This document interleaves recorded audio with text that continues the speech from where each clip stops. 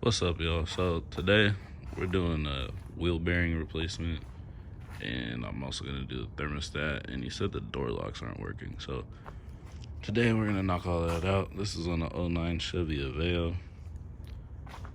So I'm gonna get it up in the air, get the wheel jacked up, pull the wheel off, and we're gonna have to take the caliper, remove it, remove the rotor, and then we're basically just gonna drop the whole spindle off of it because it is a press-in bearing. So yeah, let's get it started.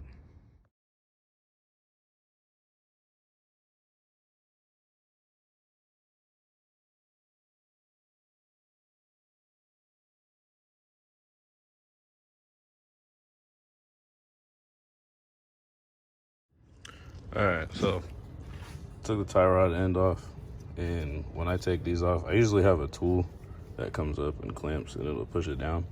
But when I don't have it on me, like if I go mobile or like right now, that tool's at my shop, I'll just take this until it's all the way loose, and I leave it on just in case I might hit the threads, but you just bang on it right here. And then got the lower ball joint on the control arm all loosened up. Basically, I just banged on it right here. Lighting's terrible, but banged on that, felt it pop loose, pulled these both out, so now I just need to push this out and this will pop off, and then just go ahead and push this in and I'll get it off.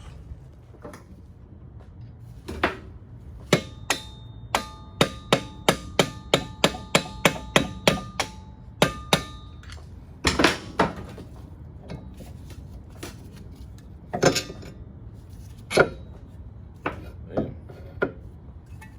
There you go. Bearings right back there.